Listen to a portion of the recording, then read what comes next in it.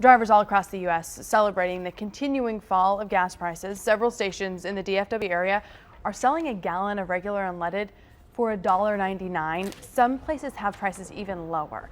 Two gas stations in Keller have started a price war. This all started yesterday. The Exxon station and the Quick Trip on South Main Street dropped the price of a gallon of regular unleaded. Look at this, to $1.69.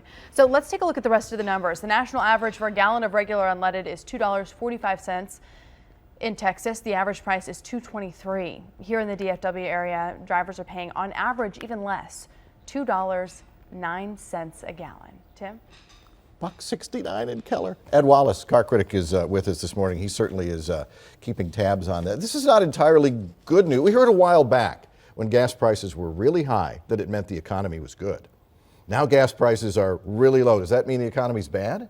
No, as a matter of fact, we've gone through periods before where gas prices have fallen substantially. Back in the 80s, the Saudis did the same thing, and we had just a record economy until our banks collapsed as a result of the bad energy loans, if you recall. Yeah. But in the 90s, we went from $44 a barrel during Desert Storm, and we were just over $10 a barrel by 99. And look what happened to the miracle economy back then, real jobs, real creation. We keep forgetting that what is wonderful for the American economy can hurt the Texas economy. Right. In the fact that production keeps going, but new exploration doesn't happen.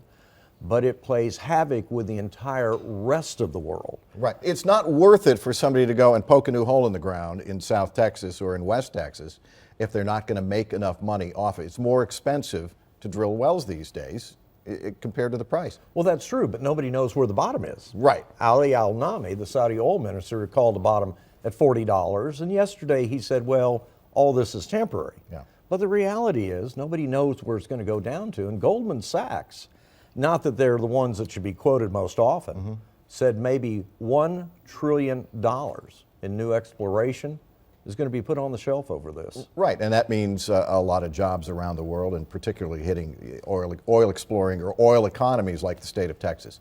But for folks, for ordinary folks, especially around Christmas time, this is awfully good news because it just means more cash flow in your pocket. And the question is, what do folks do with that extra money? Well, they're going to go out and spend it like they did in the 80s. They're going to go out and spend it like they did in the 90s. And that prolonged drop in oil prices where it stays low. Again, if you take the U.S. economy, 1995 to 2000, that was the strongest our economy ever was, creating new jobs, real jobs with big pay to it. And so we could have a repeat of that. The one thing that I'm seeing as a concern, Tim, is internationally, we're watching everybody unwind their dollar carry trades, and emerging market currencies are in bad shape. Right, right. But emerging markets are not a huge concern for export. They're not our biggest markets. We're talking about developed countries are our biggest markets for product, though, aren't they? Well, yeah, but go back to 1998. Again, our economy is doing great guns, but Russia defaults, Right. and we have the Asian financial crisis. But it didn't hurt us at all. Right, right. Well, thank you. Yeah, it is so complicated, but we appreciate you keeping tabs on it for us.